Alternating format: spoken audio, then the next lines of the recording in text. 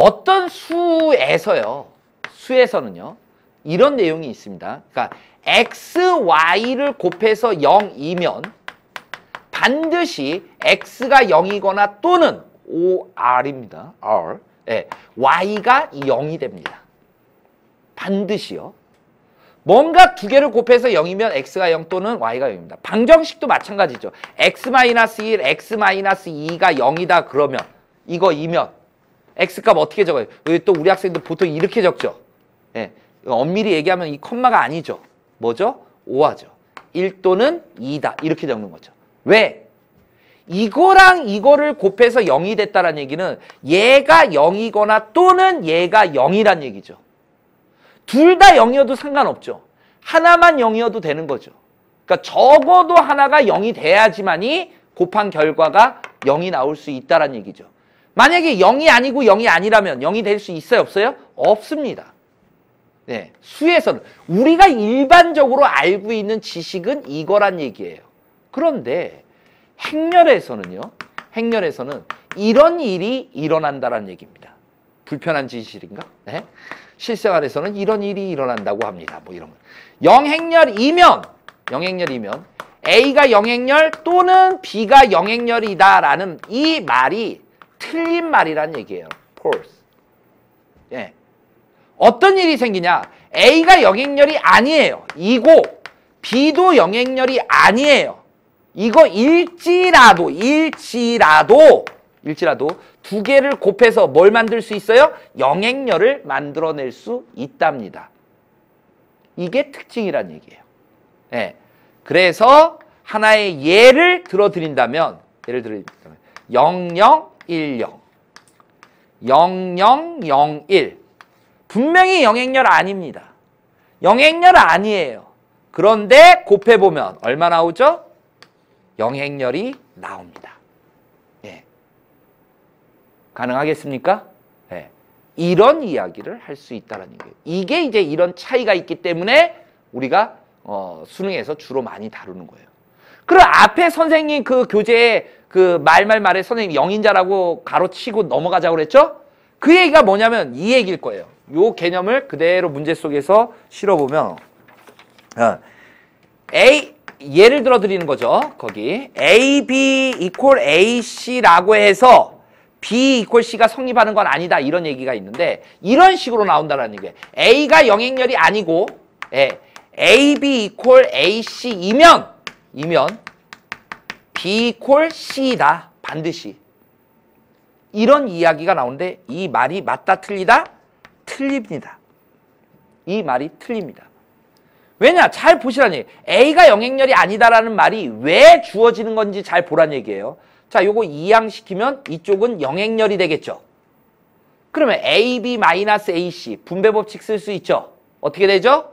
A에 B-C가 영행렬이다. 이렇게 쓸 수 있는 거죠.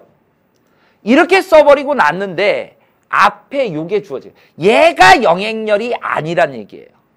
그러니까 출제위원은 어떻게 여러분들한테 말을 하고 있는 거냐면 얘랑 얘를 곱해서 영행렬을 만들고 있는데 얘가 영행렬이 아니니까 반드시 얘가 영행렬이 돼야지 영행렬 아닌 거와 영행렬 곱해서 영행렬이 나오는 거잖아. 생각해봐. 영행렬 아닌 거에다 영행렬 곱하면 영행렬 되는 거 맞지? 그러니까 얘가 영행렬이니까 B equal C야. 만약에 거기에 고개를 끄덕이면 낚이신 거죠. 제대로 낚이셨습니다. 축하드립니다. 네. 이런 말들을 읽어내야지만이 지금 합답형에서 이 말이 지금 이 명제가 맞는 명제인가 틀린 명제인가를 감으로 잡아내요. 일단은. 왜? 맞으면 증명하게 돼 있는 거라고요. 원래. 틀리면 뭐 하죠? 그 어려운 발레를 찾아야 되는 거거든. 그러니까 증명하다 보면 안 되는 거야. 이유가 있죠. 왜 안 되겠어요? 틀리니까 안 되는 거죠. 틀린 명제를 증명하려는데 그 명제가 증명이 되겠어요? 안 되죠.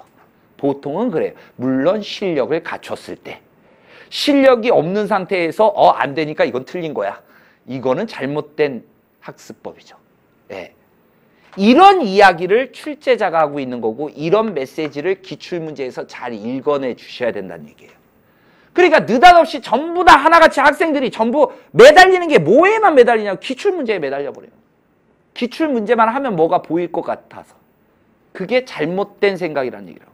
왜? 그냥 막 풀면서도 이런 메시지를 못 읽어낸다는 얘기예요. 이건 쉬우니까 이 정도는 읽어내겠죠. 하지만 더 발전된 어떤 기출문제에서 왜 출제자가 이런 질문을 했고 이런 문제를 낸 건지 그 뜻을 이해하기가 힘들다는 얘기예요. 그래서 개념 설명을 잘 듣는 이유가 거기에 있습니다. 모든 선생님이 그러지 않아요? 수학은 개념만 알면 끝난다. 이런 얘기 하잖아요. 그 이유가 선생님 저도 개념 알고 있는데 그럼 수학이 끝난 건데 수학이 안 끝나지네요. 그 차이가 여러분들이 생각하는 끝났다라는 개념과 저희가 알아야 된다라는 개념의 차이가 있는 거예요. 그러니까 그 차이를 줄이시려면 어떻게 하라고 그랬어요, 제가? 자꾸 반복해서 개념을 들어보라는 얘기예요. 그러다 보면 이 생각, 저 생각들이 날 거라고요. 그런 생각들이 출제위원들이 했던 생각들이라고요. 그리고 만들어지는 겁니다. 표현만 바꿔서. 그러니까 그런 생각을 안 해본 사람들은 이게 무슨 표현인지 알 수가 없는 거죠. 네. 그래서 엄정화가 알 수가 없어. 그런 노래도 만들고 그러지 않나요? 네. 반응도 없고 그냥 일단은 다른 이 두 가지 패턴을 이해해 주셔야 된다는 얘기예요.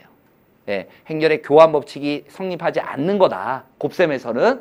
그 다음에 영인자라는 게 이런 개념으로 들어가진다. 이런 사실들. 그리고 발레 이것도 기억을 해두세요. 기억을 해두세요.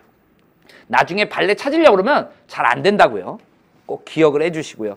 그 다음 이제 거듭제곱이라는 내용이 나오네요. 거듭제곱이 나옵니다. 거듭제곱. 이 거듭제곱은 이 말뜻 여러분들 그 나중에 지수함수와 로그함수 들어가면 거듭제곱 근이라는 걸 배우겠지만 거듭제곱이라는 건 여러분들이 중학교 2학년 때부터 배웠던 거듭해서 계속 곱해 나간다는 뜻입니다. 네, 그래서 an 플러스 1제곱이라는 거예요. a 행렬을 몇 번 곱했다는 뜻이에요. n 플러스 1번 곱했다는 뜻이에요. 그래서 an제곱에다가 a를 한 번 더 곱해주면 되는 거죠. a를 n번 곱한 데에다 a를 n번 곱하겠다고요. 그러면 a를 몇 번 곱한 거예요? n 플러스 n번 곱한 거라고요. a m제곱을 갖다가 전체를 n제곱 해주면 a의 m n제곱이 되는 거죠. 그 모 퀴즈 프로에서 이 지수를 계산했을 때 가장 큰 수대로 나열하라는 문제가 나왔더라고요. 그 최종 라운드에서요. 계산을 못하대요.